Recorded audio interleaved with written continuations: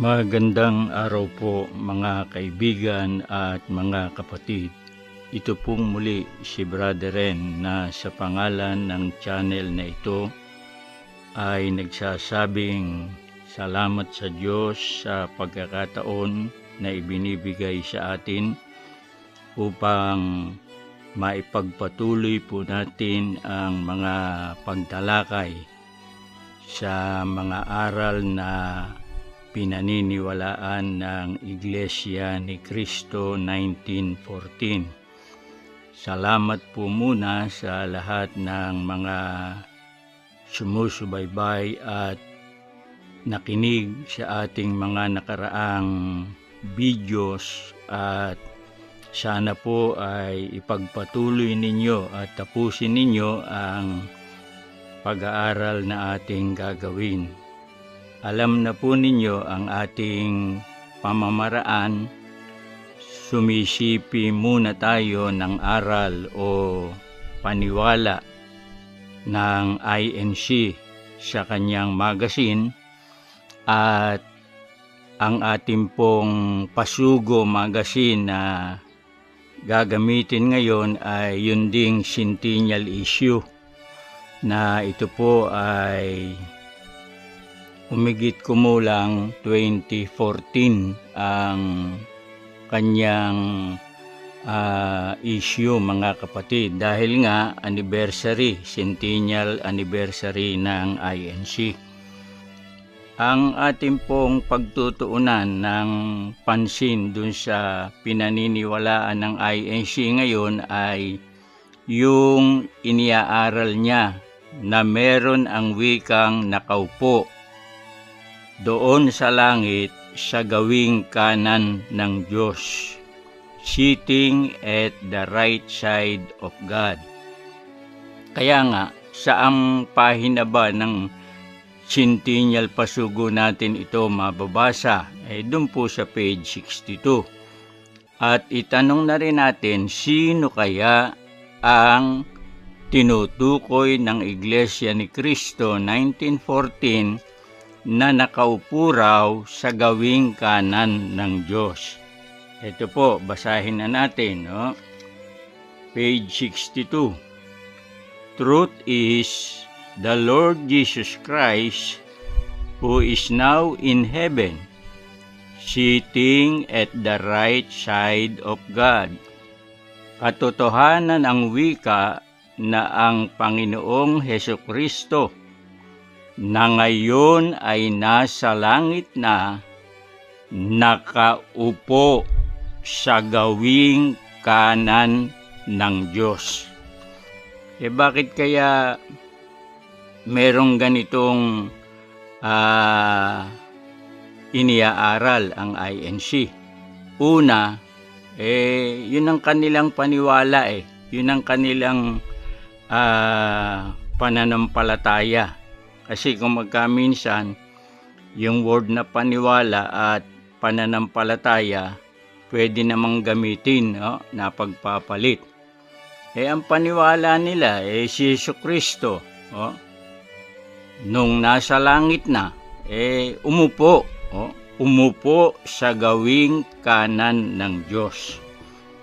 Para kanilang ma-highlight, ito pa pala ang isang dahilan, para kanilang mapalutang yung isa pang paniwala nila na related dito,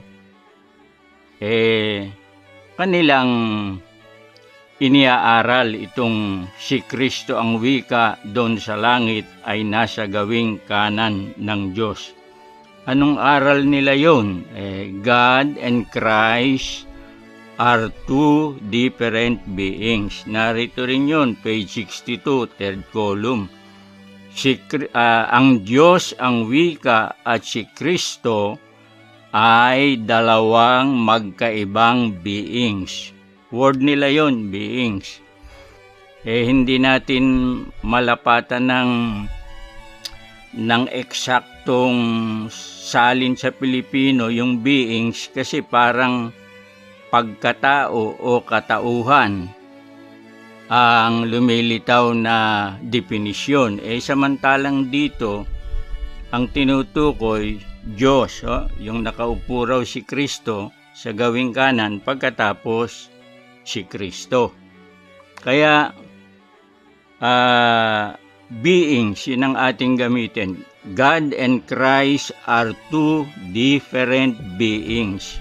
Ang Diyos at si Kristo di umano, ayon sa pasugo, ay dalawang magkaibang beings. Conforme o naaayon o hindi kasalungat nung sinasabi nila na si Kristo doon sa langit. Sa langit po yun, nakaupo ang wika sa gawing kanan ng Diyos. Kung hindi yan magkaiba, bakit ang wika si Kristo nakaupo sa gawing kanan o kinakanan ng Diyos?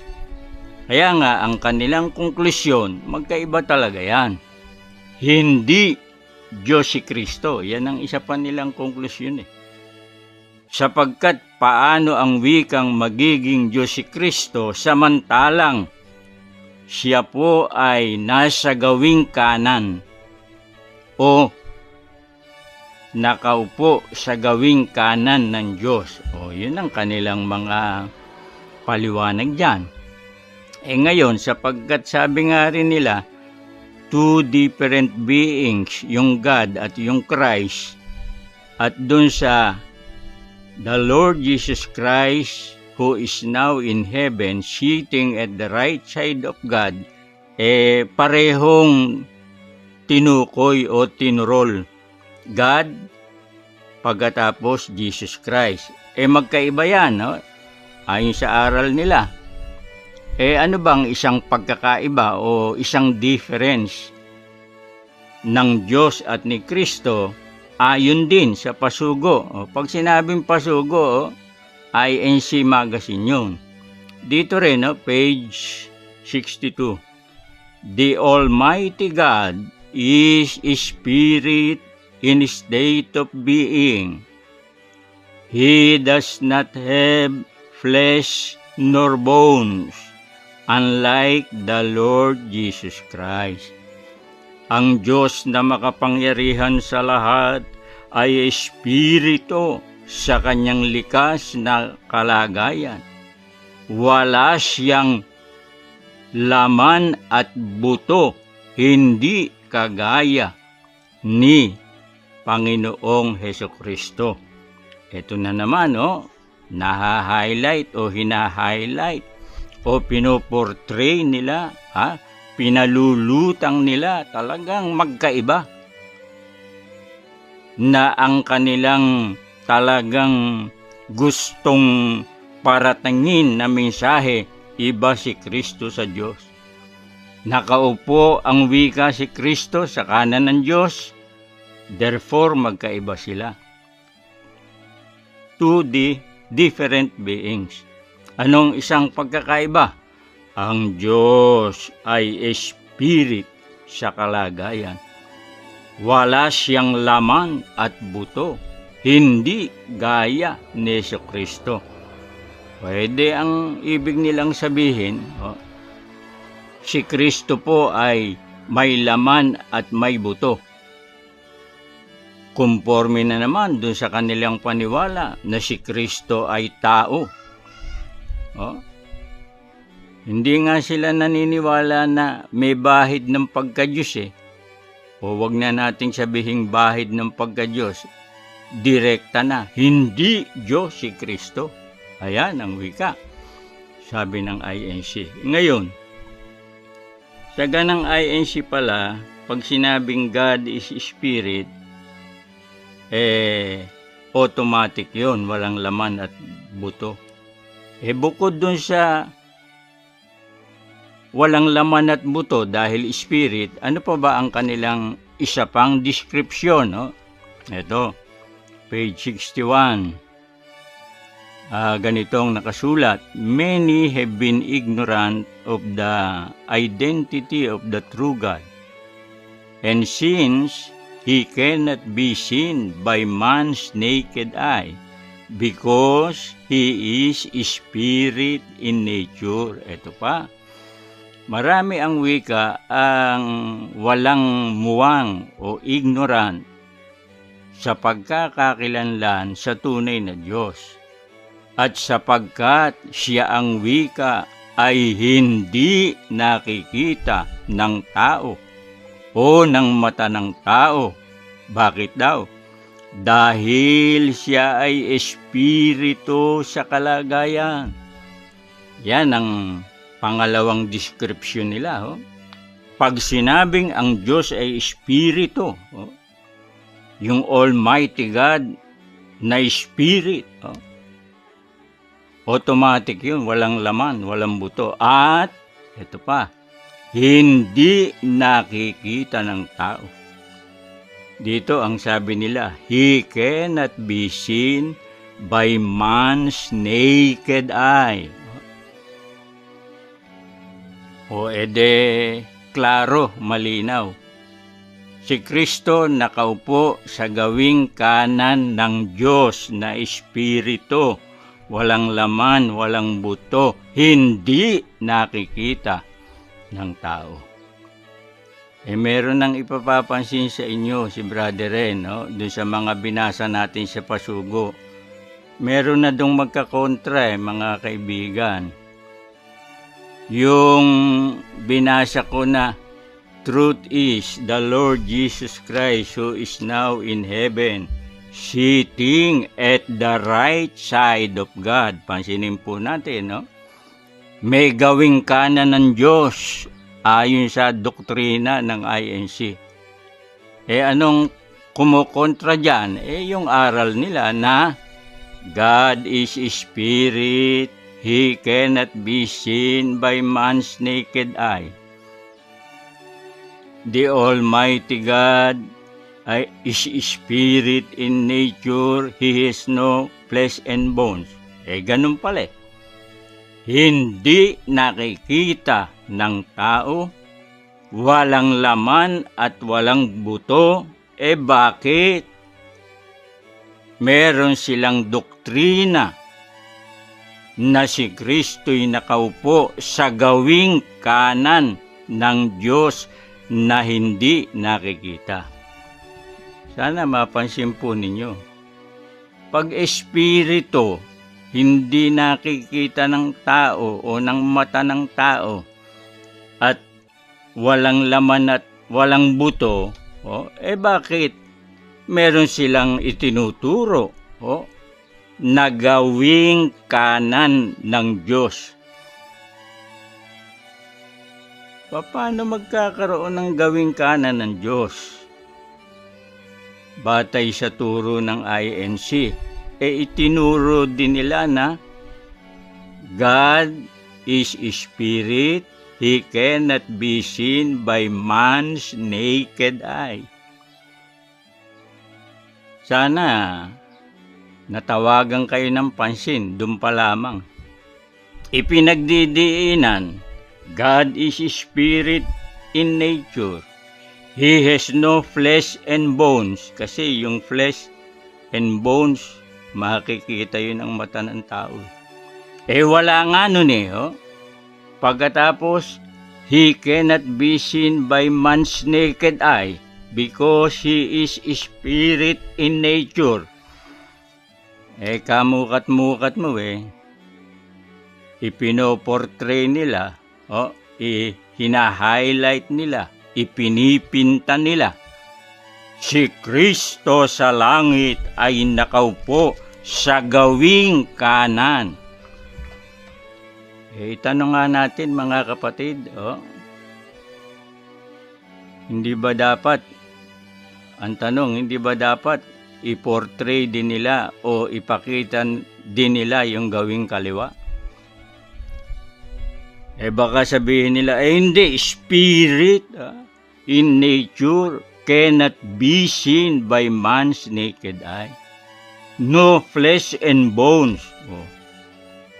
Kaya nga kaya naman natin tinatanong yun Sabi nila, may gawing kanan.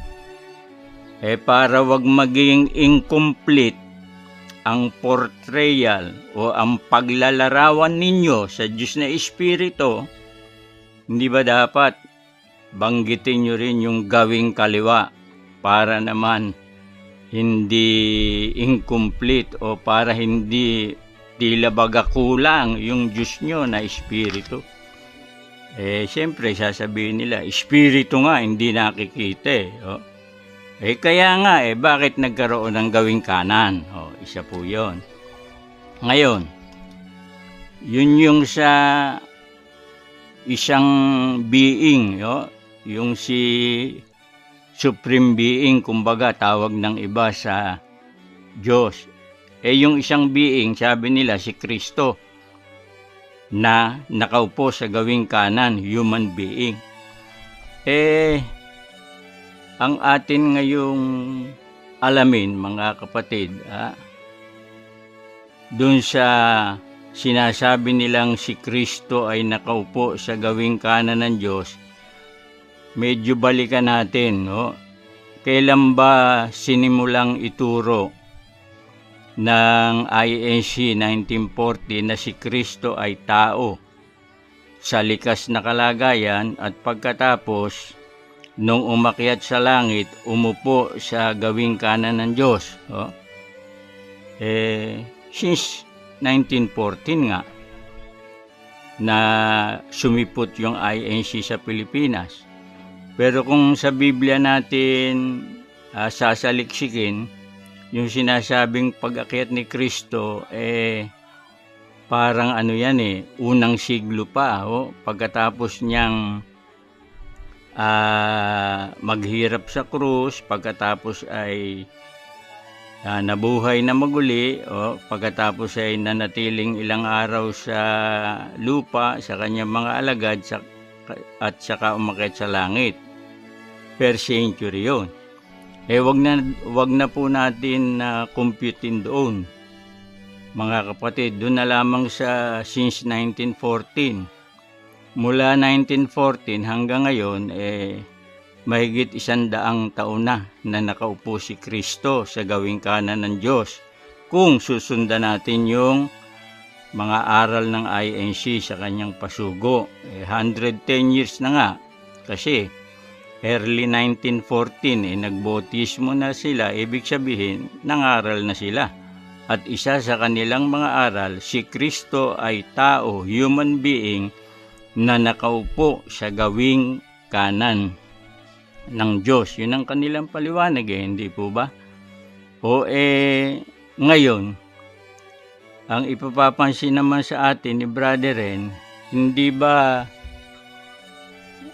pagod na yan si Jesus Christ sa kanyang pagkakaupo?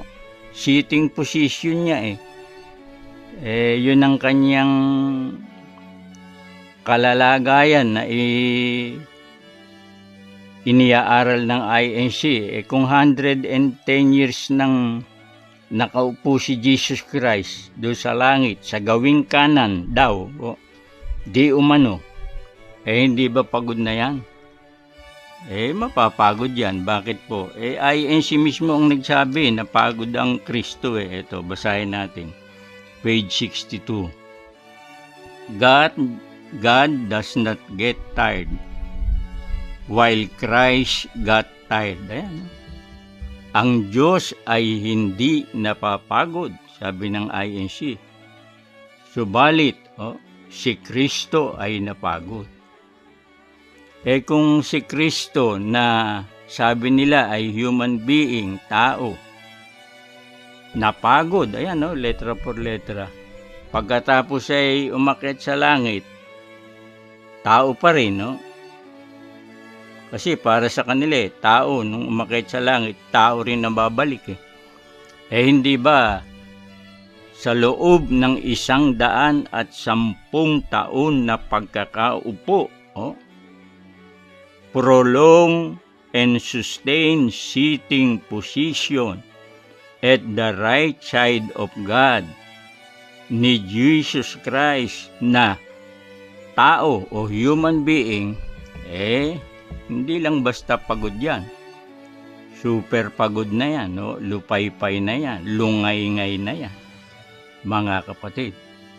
Ngayon, baka naman ang nasa isip ng iba, hindi, form na yan eh.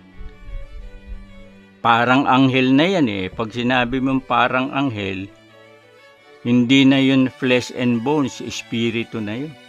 Kaya nga ang tanong, ano bang aral ng INC? Nung umakyat ba si Kristo sa langit, ay hindi na siya tao? Hindi na siya flesh and bones? Kaya, kasi aral nila yun eh. Si Kristo, tao, may laman, may buto, napagod. Oh. Christ got tired. Ayun. Sabi nila. Ngayon, nung umakyat sa langit, ano bang kanyang kalagayan? Nabago ba? Ito. Tuloy natin ang pagbasa. Truth is, the Lord Jesus Christ, who is now in heaven, sitting at the right side of God, remains a man in nature or state of being. Anong sabi rito?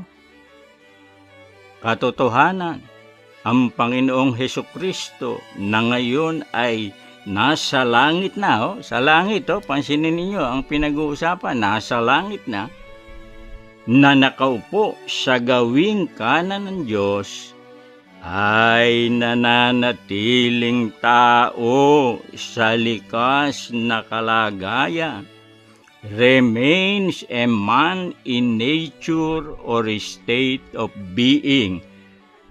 Entonces, napagod at mapapagod si Jesus Christ sapagkat nananatili siyang tao sa likas na kalagayan ayon sa Iglesia ni Kristo. Inherent yun eh. Kasama sa pagiging tao yun eh. Kaya nga meron silang sinasabi na Christ got tired. Oh. Si Kristo ay napagod. Oh. Kasi nga, ang kanilang paniwala, tao yan eh. Hindi Diyos yan. Ha? Iba si Kristo sa Diyos. Yung Diyos hindi napapagod. Si Kristo ay napagod. Yung Diyos, Espiritu, si Kristo may laman at buto. Nung umakyat sa langit, status quo ante. Anong ibig sabihin nun? Brother, parang sa batas na yan eh. Status quo ante. Ibig sabihin, kung si Kristo ay tao sa lupa, umakyat sa langit, nananatiling tao, remains a man in nature, yun, status quo ante.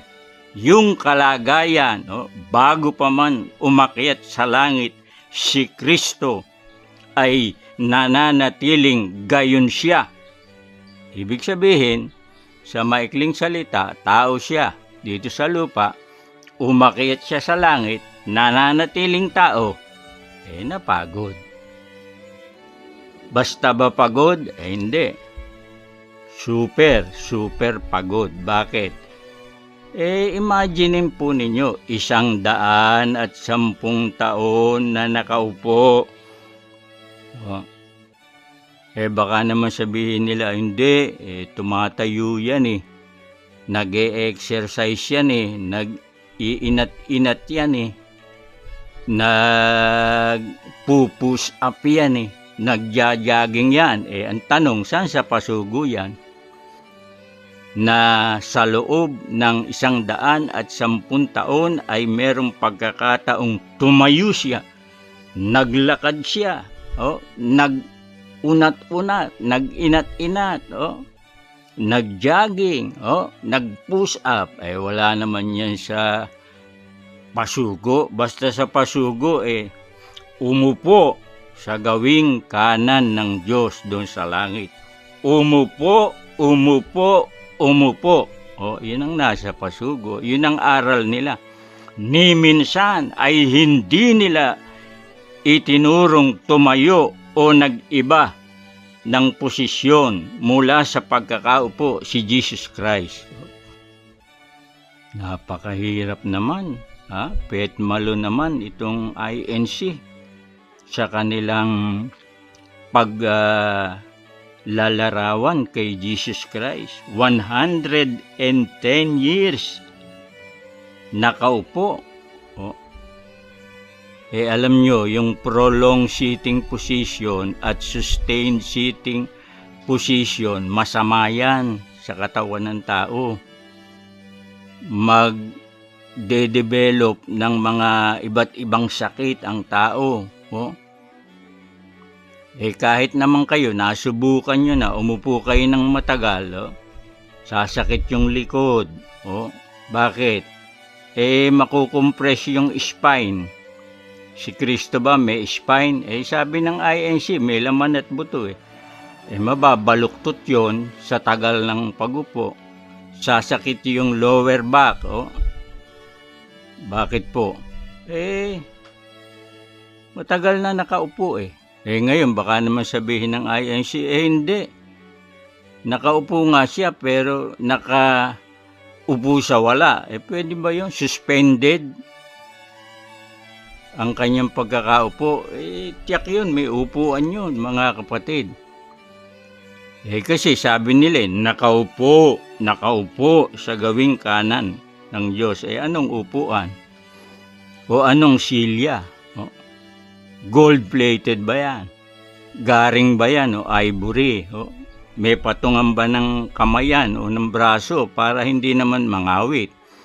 Kasi tao tao, nananatiling tao sa likas na kalagayan sa lupa. I-search nyo sa Google, anong mangyayari? Apektado ang puso, apektado ang buto, apektado ang muscle. Yung puso, flesh yun at saka veins at dugo. Magkakaroon ng heart problem, problema sa puso, problema sa muscle. Ang muscle manghihina Ang mga buto dudupok, Ang mga joints, apektado rin, bakit po? Sustained and prolonged sitting position, sabi sa Google.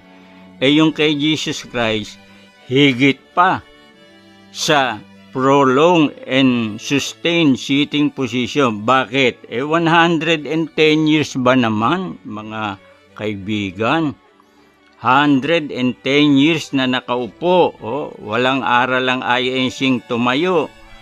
Nag-inat-inat, nag-stretching, nag-jogging, lumakad.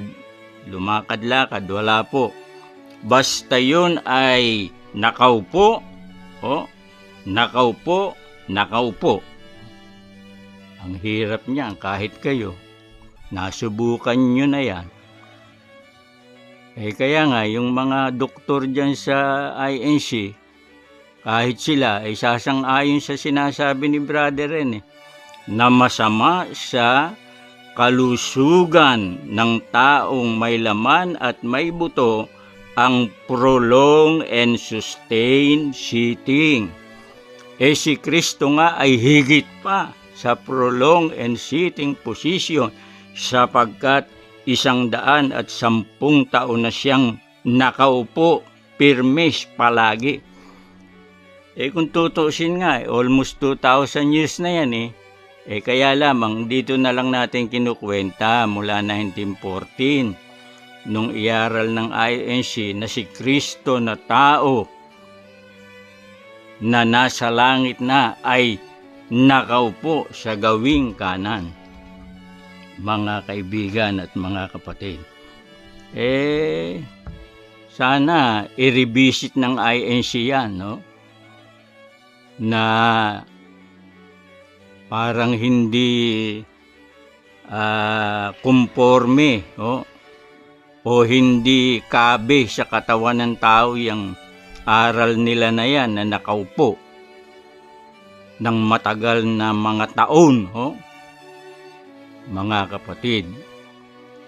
Kaya nga lamang, pag sinabi nilang si Kristo ay nakaupo sa gawing kanan, natutupad na yung layo nila. Yung purpose kasi nila para lang maipagdiinan iba si Kristo sa Diyos. sila ay magkaiba. God and Christ are two different beings. Pero mga kapatid, i-revisit sana nila kasi contrary yan sa human experience at hindi kaya yan ng tao na umupo ng matagal na matagal. Nakaupo, tapos baka ang upuan yan walang cushion, siyempre sa langit ganong hirap yan, mga kapatid. Kaya yung Kristo nila, ang mangyayari dyan, magde-deteriorate, magkakaroon ng maraming sakit dahil sa prolonged and sustained sitting. Higit pa nga, sabi nga natin. Kaya mga kapatid, kung ang INC, pati yung mga iba nilang miyembro na may alam naman sa medicine, maniwala doon, sana kayo matawagan kayo ng pansin na hindi ka panipaniwala yan taong Kristo na yan ay nakaupo ng 110 years. At bukod sa ron, kung sinasabi nilang si Kristo sa langit ay tao sa likas na kalagayan, paano na kung may tawag ng kalikasan? Ano ba yung tawag ng kalikasan? Alam naman natin yun. Sa mga elementary students nga, pag tinatawag ng kalikasan, Ma'am, Sir, may I go out? Ayun, alam na ninyo yan. Ngayon, ilarawan ninyo kung may tawag ng kalikasan ang taong si Kristo Jesus na nananatiling tao sa kalagayan o likas na kalagayan sa langit. Kung may tawag ng kalikasan, paano na? Ipaliliwanag sa inyo yan ng INC. Intayin po ninyo. Hanggang dito po at salamat po sa inyong pagsubaybay.